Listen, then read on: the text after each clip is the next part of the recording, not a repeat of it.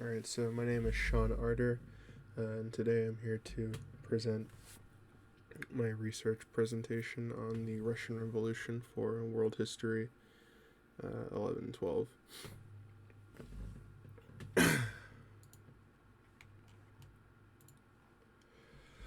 So firstly, discussing the predominant, the leader of Russia at the time in the lead up to the revolution was Russia's final czar, which is a czar is essentially a king, and Russia's final czar's name was Nicholas II, and he had a lot of problems. Tsar Nicholas generally meant well among the population of Russia. However, largely his downfall was he just didn't really know how to handle problems that were cropping up in a slowly industrializing country like Russia, and the working class just resented this guy. And he ended up abdicating his throne in 1917.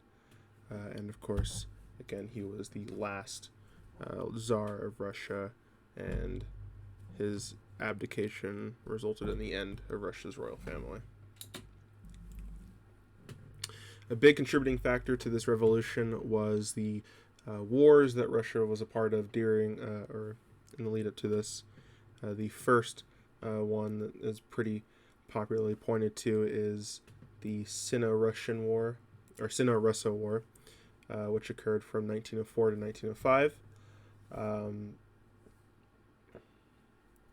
And the biggest issue with this war for Russia was it was considered an embarrassment for the country, considering they were a European nation fighting against a Asian nation, which in the Western world of Europe, many nations, including the ones in Asia, were kind of viewed as somewhat regressive, old-fashioned in a way, and so there was a lot of dissatisfaction with Russia's loss in this war, and it was considered an embarrassment.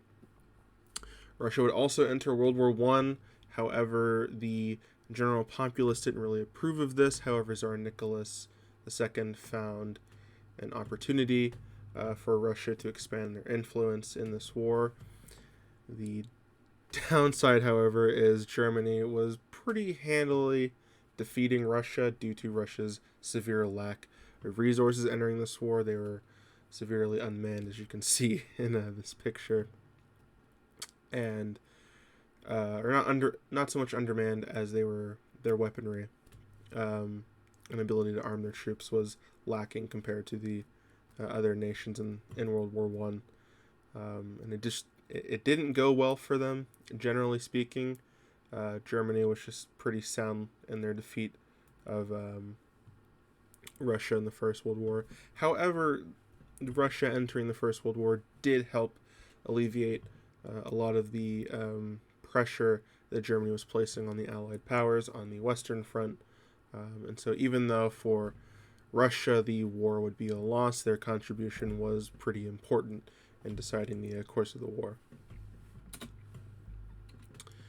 So the first major conflict for the Russian Revolution as we know it was the February Revolution. They had a different calendar at this time, so it's called the February Revolution, even though it actually occurred in March of 1917.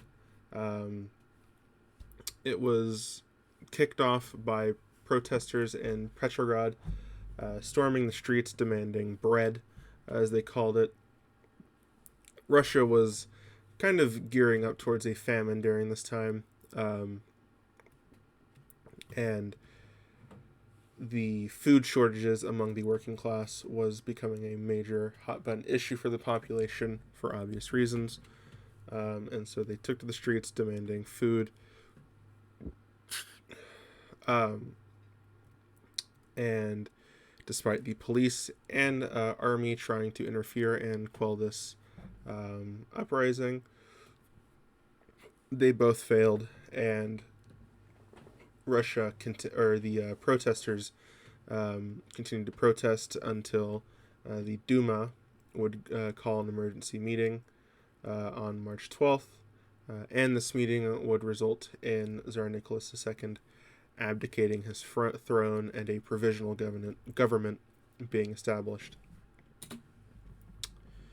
This provisional government had a lot of problems, and most people were generally dissatisfied with it, which led to the Bolshevik Revolution, which was a largely bloodless revolution for when it occurred. It also, again, even though calendars during this time refer to the Bolshevik Revolution occurring in November, it actually occurred in October 24th to the 25th of 1917. It was largely bloodless, again, due to the surprising lack of conflict. It was led by Vladimir Lenin, and the way it was mostly fought was Bolsheviks would occupy government buildings throughout Russia and demand the establishing of a Soviet government, which Lenin would describe as a government consisting of the working class, those in the military, and representatives from all walks of life deciding the direction of the country.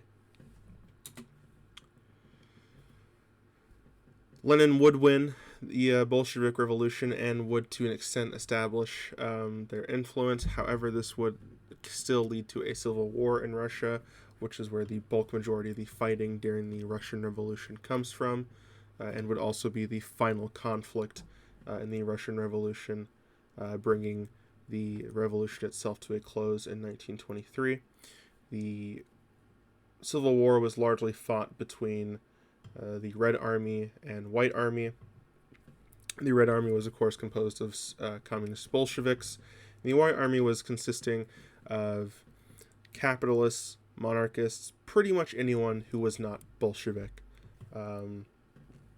During this war, the Bolsheviks would murder the entire Russian royal family, including as well a couple of servants and friends of the family. And the end of this war would mark the official establishment of the USSR or Soviet Union. This revolution is significant because it would pretty much result in one of the most influential countries of the 20th century, and the conflict that would later go on to define this century, the Cold War. And it would lead to multiple Red Scares, of course, the Western fear of communism, and the resulting battle of ideologies that would occur during this period. And this is my sources. Again, just want to thank everyone for watching, I guess.